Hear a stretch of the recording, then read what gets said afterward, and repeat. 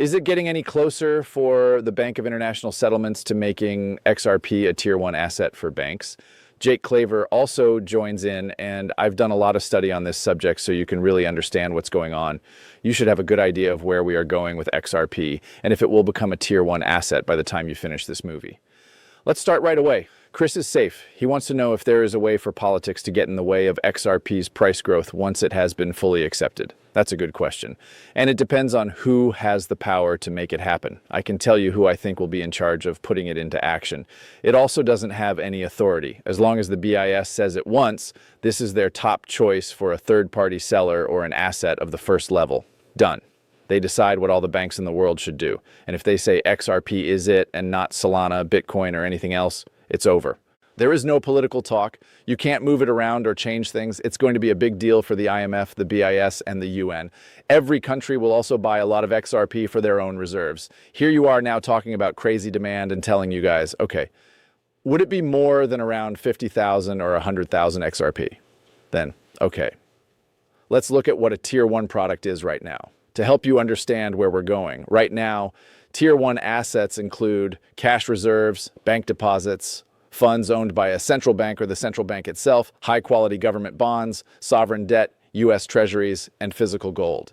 If given to and kept directly by the bank and core equity, it could be common stock, retained earnings, or certain non-cumulative preferred shares. As things stand, XRP is not yet accepted as a Tier 1 asset by the Bank of International Settlements or by any other bank. This is not likely to change soon either because of the way banks are operated.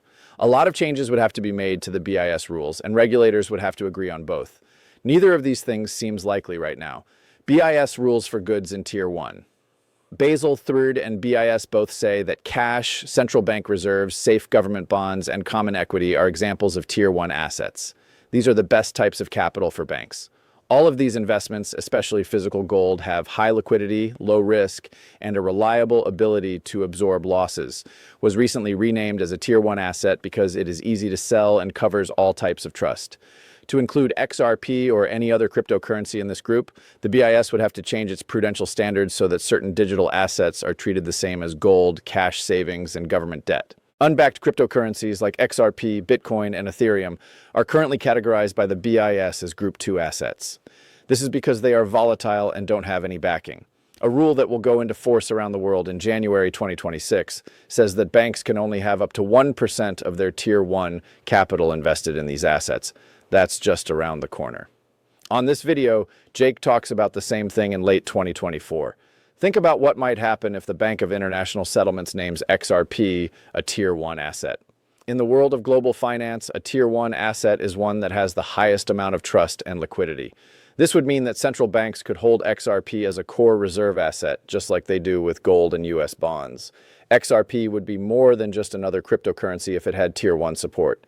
It would be an important part of the world's banking system.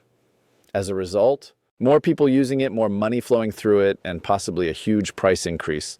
The Bank of International Settlements is very important when it comes to setting rules for global finance.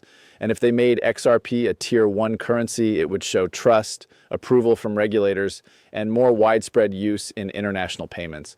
This move would have huge effects and could solidify XRP's position as a key part of all bank systems around the world. Okay. Along with that, the Ripple team looks at some of the organizations they have worked with or for to give you some background. The White House is part of this. This list is better because it's hard to remember all these little pictures, right? For example, what do all of these things mean? There you have it, the whole list, from Rosie Rios to Jess Chang. And these are the places where people work. There are people at Ripple who have worked for pay. Then you hear about Ripple, the U.S. Treasury, the U.S. Federal Reserve, the U.S. Department of Justice, the U.S. State Department, the U.S. Department of Commerce, the U.S. President's Seal, the White House, and Federal Deposit Insurance, the Bank of International Settlements, the International Monetary Fund, the U.S. Department of Agriculture, the U.S. Department of Defense, and the U.S. Department of the Interior. That was a good one. Plus, a lot of people think XRP will be seen as a top dollar currency. This is what the BIS's plans look like now. Let me play this for you to give you more information about what they're looking at. To sum up, how should we handle the matter of exchange rates and being able to use different currencies? How can we make these digital coins really talk to each other? Yes, that is a great question. But I believe there are at least 3 different ways to look at compatibility. First, we need to figure out how to manage domestic interoperability. This means figuring out how to make this digital currency solution work with other things that are already out there. The goal is to create a platform where everyone can connect and take advantage of the huge network externalities that we can get from it. The second level is how to handle deals that happen across borders, even if they are in the same currency. And that makes things a little harder there. When we talk about cross-border and cross-currency, however, things are very tough and different. Like we can see 3 dimensions here. One of them is a technical one. How do we get 2 systems that talk different cipher languages to understand each other? That's one level of difficulty. The texts need to be able to talk to each other. The message part is very important. More work needs to be done to solve the second dimension. The first one was simple. A lot of money is also being spent to try to solve these technology problems with interoperability. The second one is trickier. It has to do with money flow. Let's say you have 2 currencies that talk different cipher languages to understand each other. That's one level of difficulty. The texts need to be able to talk to each other. The message part is very important. More work needs to be done to solve the second dimension. The first one was simple. A lot of money is also being spent to try to solve these technology problems with interoperability. The second one is trickier. It has to do with money flow. Let's say you have 2 currencies that don't have a desire that goes with each other. You need to find a different currency so that this deal can happen. All of this makes things much more difficult. This means we need to add pieces of technology that can make the use of capital more efficient so that more deals can be met. The third dimension, which is even harder than the second, is how to make sure that the policy standards for each country are the same for everyone. It gets even more complicated when we look at things like AML-CFT and policies that are built on principles. And when we think about rules that are based on risk, we can code things that are very clear. As Tom said, things get really complicated when we talk about principles-based policy. This is especially true when 110 countries might have 110 different ways of looking at this. We need to work on these 3 areas: funding, technology, and process.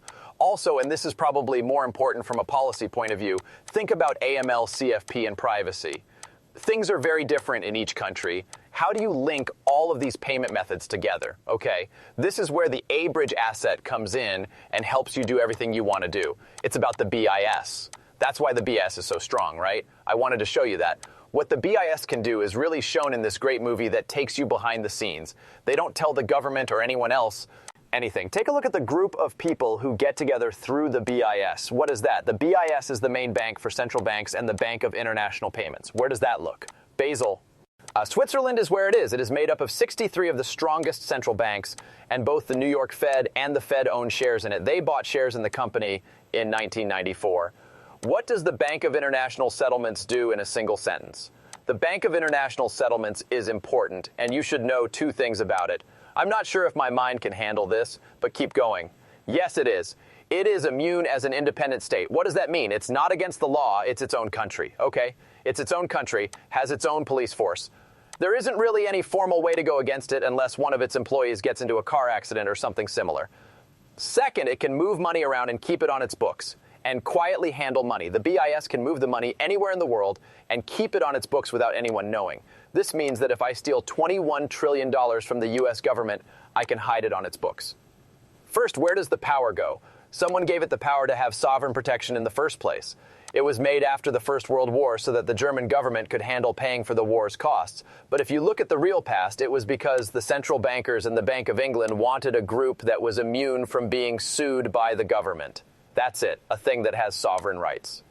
Okay. After that, XRP and XLM have been talked about a lot in BIS papers. This is just one case.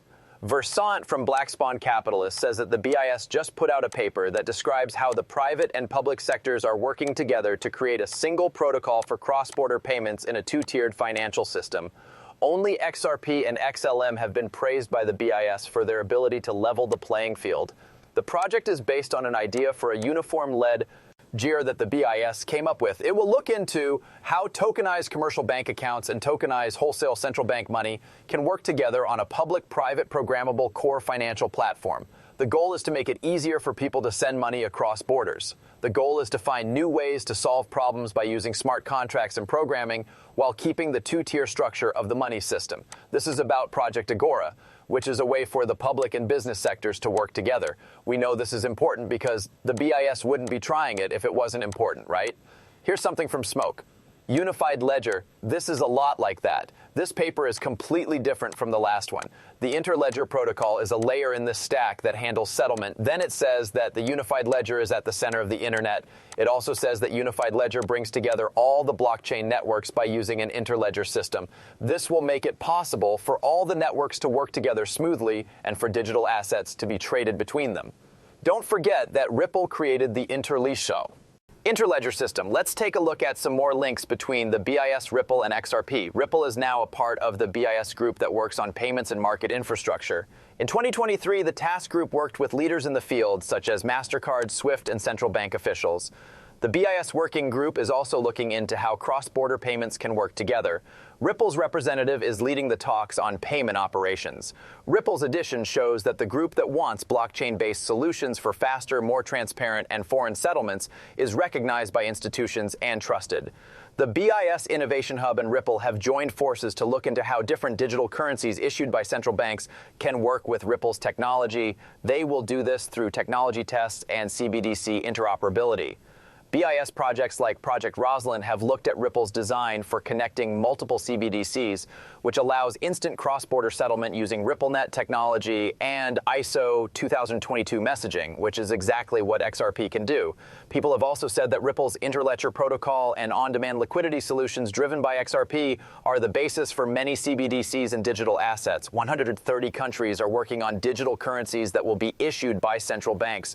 Ripple's technology has been tried more than any other technology in the world, XRP following the rules. XRP has been officially recognized for meeting BIS global payment standards, including